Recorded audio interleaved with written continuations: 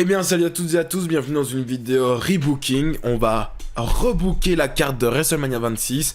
Comme j'ai déjà dit dans d'autres vidéos, WrestleMania 26 c'est mon premier WrestleMania. J'ai débuté fin 2009. Pour le premier match, Edge et Christian affrontent Jericho pour les titres par équipe. Selon moi, Jericho devait peut-être rester champion, c'était une bonne équipe. Edge et Christian devaient être mis en lien. Christian venait de faire son retour et c'est vrai qu'à la ECW il était pas bien booké. Alors autant le mettre avec Edge qui, en plus de ça, voulait prendre sa revanche sur Chris Jericho. Donc pourquoi pas les mettre en tag team. J'avoue, j'étais pas forcément fan de faire un Edge Jericho pour le titre poids lourd. Donc autant que Edge ne revienne pas au Rumble, ou du moins il ne gagne pas le Rumble, il fait équipe avec Christian pour aller chercher les titres par équipe pour affronter Jericho, pardon. Triple H contre Sheamus, on ne touche à rien, cependant je ferai remporter Sheamus. La jeunesse qui l'emporte, après c'est vrai, faut pas non plus que chaque année la jeunesse l'emporte sur les plus anciens. Je comprends qu'on ait fait gagner Triple H, mais j'avoue que ça aurait été encore plus bénéfique à Sheamus. Le prochain match, c'est Rey Mysterio contre Batista. Fin 2009, il y a eu cette fameuse trahison qui n'a pas conduit à grand chose. Les deux arrêtaient pas de s'affronter pour pouvoir avoir une chance au titre poids lourd du Taker. Et finalement, cette rivalité n'a pas eu de véritable grosse conclusion. Rey Mysterio est parti sur CM Punk et Batista est parti à Raw pour le titre WWE. C'est Rey Mysterio qui parvient à devenir champion du monde et Batista a encore plus la rage contre lui.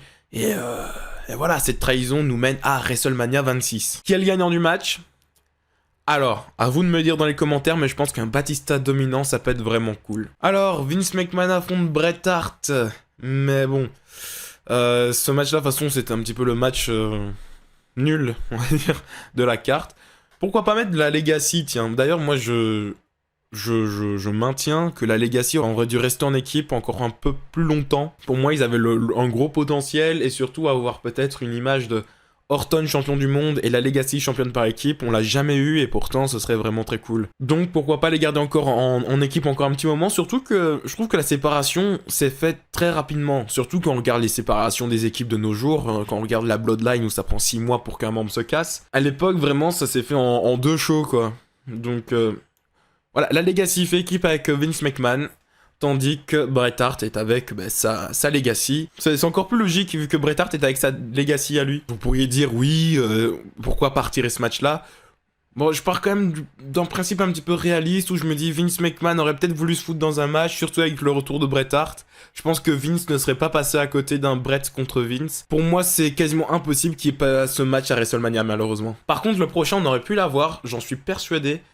Kofi Kingston contre Randy Orton, c'était une rivalité vraiment ouf fin 2009 et qui a pris fin très rapidement en 2010, simplement à cause du fameux stupide. Hein.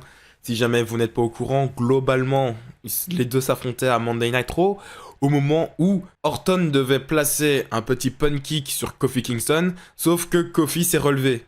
Donc Orton lui a mis un RKO et a terminé le match. Après il s'est mis à hurler « Stupide, stupide, t'es stupide !»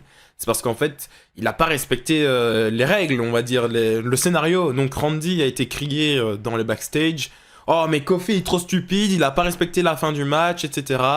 Il est trop nul, ce mec. » Donc, ce qui fait que Kofi a été dépush, et pourtant, lui qui était vu comme un futur main eventer, à mon avis, pour l'année 2010, on a beaucoup souffert. Donc ici, je me dis, moi, personnellement, Randy Orton, il vient hurler ça dans les backstage, je punis pas Kofi.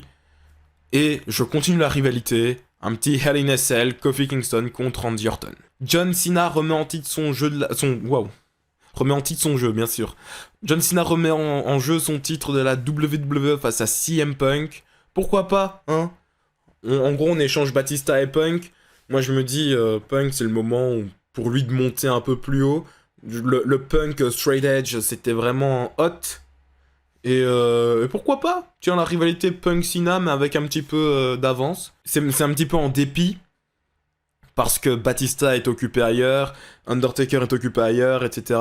Donc, autant mettre CM Punk, et moi je trouve que ça fonctionne bien. À noter que je n'ai pas mis de Money in the Bank ladder match, parce qu'on va avoir le pay-per-view, et je trouve que c'est une erreur de la part de la WWE d'avoir quand même gardé le Money in the Bank ladder match à WrestleMania 26. Parce que, en fait, celui qui le gagnait, c'est-à-dire Jack Swagger, a dû cash-in très rapidement et n'a pas pu se construire en tant que Mr. Money in the Bank et encore moins en tant que champion. Donc, pour moi, c'était une erreur de faire le match à Mania.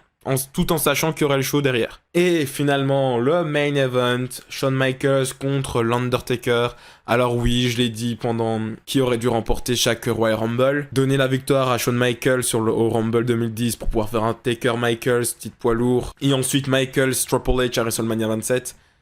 Oui, je maintiens que ça peut être une bonne idée. Mais au final, quand même, le match était quand même parfait. Le départ de Michaels est parfait. Et au pire, juste Taker bat Michaels. Et écoutez, juste l'année prochaine, Michaels revient et fait un one more match contre Triple H, voilà, puis c'est tout. En tout cas, voilà, là on est arrivé au bout de la carte. C'était WrestleMania 26. De courtes vidéos comme ça, mais je compte faire ça pour plusieurs WrestleMania, pour tous les WrestleMania auxquels j'ai pu assister en live, on va dire entre guillemets, même si je les regardais pas en direct, hein. Quand je dis en live, ça veut dire au moment où j'étais fan. Et donc, je vais sortir une vidéo demain sur WrestleMania 27, après-demain sur 28. Et je compte continuer. Voilà, je vais faire 26, 27, 28. Je regarderai si je fais 29 aussi. Et si je continue jusqu'à 40. À vous de me le dire en commentaire si vous aimez bien ce genre de principe. Et pourquoi pas continuer comme ça, mais sur d'autres choses. SummerSlam 2010, Elimination Chamber 2012, je n'en sais rien. À vous de me le dire. Et on se retrouve dans d'autres vidéos. Ciao, ciao!